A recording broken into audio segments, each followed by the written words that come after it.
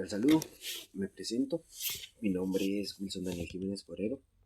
Soy estudiante de la Universidad Nacional Abierta y a Distancia UNAD en el programa de negocios internacionales. Para esta ocasión me vengo a comunicar con ustedes por el curso de Economía Internacional. En este corto video vengo a hablar sobre las crisis económicas mundiales, las que se han atravesado a través del siglo XX y del siglo XXI. Esta nos muestra, y lo que yo les vengo a explicar aquí, pues es que no solo ocurre por una sola causa. Casi siempre es una mezcla de excesos financieros, de errores de política monetaria fiscal y contagio entre países desarrollados. Arrancamos esta primera con la Gran Depresión, la cual fue de 1929 a 1933. Esto fue una política bancaria más cambiaria, más fiscal. ¿Esto qué quiere decir? ¿Qué fue lo que pasó? La sobreproducción y especulación bursátiles en los años 20 quiebra la bolsa en Nueva York, lo cual genera que se cree una política monetaria contractiva de la Fed, que redujo la oferta monetaria en un 30%. ¿Esto qué causó? Trajo una caída del PIB mundial al 15%, un desempleo del 25% en Estados Unidos, una quiebra masiva de los bancos y la deflación del peso o del dólar. El colapso completo del comercio mundial por el arancel, el Smoot-Hawley. Esto conllevó a que se creara una política económica de los países desarrollados entre Estados Unidos y el Reino Unido, en el que abandonaron el patrón oro, lo que devaluó sus monedas. Francia se mantuvo y sufrió menos. Sufrió más porque Francia conservó lo que era el patrón oro. El New Deal de Roosevelt inyectó gasto fiscal y reguló el sistema bancario con Glass-Steagall. ¿Qué quiere decir esto? Que tuvieron que sacar dinero de las reservas mundiales para que se regulara un poco esta crisis que se venía ejecutando a nivel mundial. ¿Esto qué quiere decir? Fue un tipo de cambio bancario, pero con un fuerte componente cambiario al romperse el patrón del oro. En el 73 y de 1973 a 1975 hubo una crisis que se denominó la crisis del petróleo. Eso fue una crisis fiscal más cambiaria. ¿Qué quiere decir esto? Que el precio del petróleo se cuadruplicó tras la guerra del Yom Kippur, y esto generó el fin del sistema de Bretton Woods en 1971. Entonces el dólar dejó de convertirse en oro, lo cual causó estanflación, que quiere decir inflación alta y estancamiento de la moneda, y los efectos que generó esto fue una inflación mundial mayor al 10% y una recesión en todo el mundo, lo cual generó un déficit fiscal por los países y por los subsidios energéticos que estos mismos brindaban. Esto generó que los países dejaran o residieran importar petróleo de los países con los cuales se comerciaba esto. Esto que generó que Estados Unidos y Europa subieran sus tasas de interés tarde, y Japón y Alemania coordinaron políticas monetarias más estrictas. Se impulsó la diversificación energética. ¿Qué quiere decir esto? Que Estados Unidos y Europa se dejaron golpear, mientras Japón y Alemania coordinaron políticas monetarias más estrictas sobre esto, para que esta devaluación en el petróleo no les diera tanto y pudieran solventarse mejor sobre esto. En 1982 se sufrió una crisis latinoamericana de deuda fiscal. ¿Esto por qué? Esto fue una crisis fiscal y cambiaria. ¿Por qué se generó esto? Esto se generó por las altas tasas de interés del Fed para volcar una inflación en Estados Unidos. En países de Latinoamérica tenían deuda en dólares a tasa variable, lo que quiere decir que a lo que se encarecían los dólares, el precio de la materia prima de ellos caía, lo cual las deudas que tenían se crecían y ellos no tenían de pronto cómo suplirlas con las exportaciones que estaban generando. ¿Esto qué efectos trajo?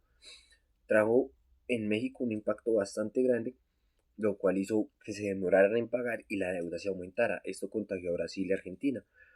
Eso quiere decir que el PIB per cápita quedó estancado, la inflación quedó hiperbólica. Se quiere decir básicamente que fue una década perdida. Una política económica que se utilizó fue que se priorizó su inflación interna subiendo tasas al 20% Estados Unidos.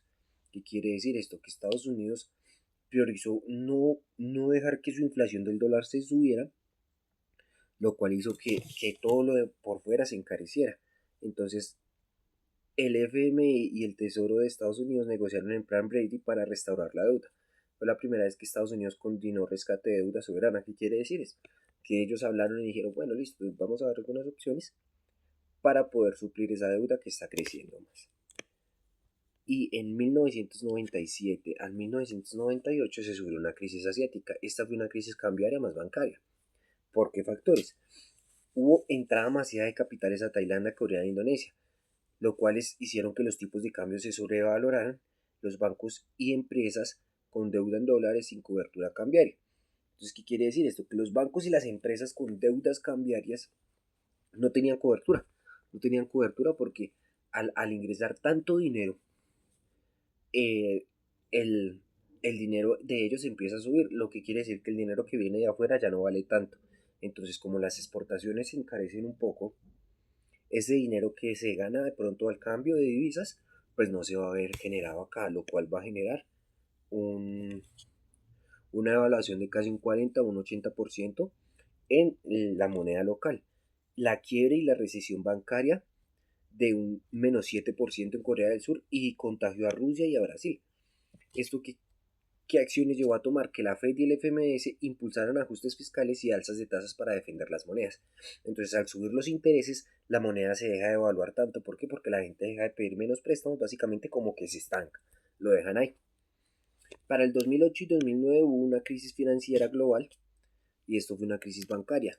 ¿Esto por qué se generó? Las bajas tasas de la Fed desde 2001 tras el estallido del 11 de septiembre expandió su crédito para suprimir e hipotecar el alto riesgo del déficit, la titularización y productos derivados en regulación suficiente y la política de relajamiento monetario que disparó la ley de Taylor. ¿Qué quiere decir esto? Que las bajas tasas de interés hicieron que se hubiera mucho dinero circulando. Entonces se necesitaba imprimir más dinero y lo cual hizo que pues no hubiera oro para respaldar ese dinero. ¿Esto qué trajo? Trajo una caída del PIB mundial al menos del 0.1% en 2009, la primera desde la Bretton Woods. La quiebra de Lehman Brothers, el rescate de los bancos y la quiebra de Lehman Brothers y el rescate de bancos de Estados Unidos y Europa. El desempleo llegó a un 10% en Estados Unidos y una crisis de deuda soberana en Europa de 2010 a 2012. La política económica que desarrollaron los países de Estados Unidos y la Unión Europea fue que bajaron las tasas al 0% y rescataron bancos con dinero público. El gobierno Bush aplicó recortes fiscales y aumento de gasto militar, generando déficit gigante. La Unión Europea impulsó austeridad agravando la crisis del euro. Entonces, el tipo de cambio bancario se convirtió en fiscal por los rescates. Y en la última crisis que vivimos fue la del COVID-19, que es una crisis fiscal irreal en la cual todo se quedó quieto, todo se quedó como en recesión y no se podía exportar, no se podía importar, lo cual generó que básicamente la economía mundial quedara parada. ¿Esto qué causó? Entonces causó una caída del PIB mundial al menos 3.4% en 2020 y aumentó la deuda pública de los países con Estados Unidos a un 25% más del PIB en un año. ¿Esto qué quiere decir? Que la inflación se disparó completamente, lo que generó una política económica en donde todos los países desarrollados aplicaban gasto fiscal masivo y la Fed y la BE y la BOE bajaron tasas al 0% y compraron bonos por 5 billones de dólares. Esto coordinado con la política fiscal monetaria más grande de la WWII. Esto trajo un riesgo bancario contenido, pero que se pudo manejar gracias a la rápida intervención. Y la crisis que estamos viviendo al día de hoy, que es la inflación y la crisis bancaria. La inflación por el COVID hizo que los estímulos fiscales y los cuellos de botella generaran una crisis. Esto, sumado a la guerra de Ucrania, hace que se suba la energía y los alimentos. Esto genera una subida gigante en las tasas de interés y hace que se quiebre la bolsa de valores en Silicon Valley, un frenazo de crédito e inversión a los países menos desarrollados y países en desarrollo con alto endeudamiento en dólares, lo que genera un riesgo para su inversión extranjera. Esto ¿cómo se trata? La política económica que dijeron o que pudieron fue que subieron tasas al ritmo más rápido en 40 años, o sea, aumentaron el tiempo en el que se subieron las tasas de interés y Suiza rescató bancos rápidos para evitar contagio. La solidez del mercado laboral dificultó bajar la inflación. ¿Esto qué quiere decir? Que gracias al sólido estado laboral que tienen los países, la inflación se pudo manejar de una mejor manera. Una política Una política monetaria expansiva de Estados Unidos genera exceso de liquidez que busca rentabilidad en emergentes. ¿Esto qué quiere decir? Que una política monetaria expansiva necesita generar liquidez rápido para suplir o para cumplir esas necesidades que se están generando. Esto también genera una desregulación financiera entre Estados Unidos y el Reino Unido, en el que amplificó el riesgo sistemático. Los rescates asimétricos de los países desarrollados permiten rescatar su sistema financiero rápido, pero impulsan la austeridad a emergentes vía FMI. Y el dólar como eje, como el 60% de la deuda mundial está en dólares, cualquier movimiento de la Fed se convierte en una crisis fiscal cambiaria fuera de Estados Unidos.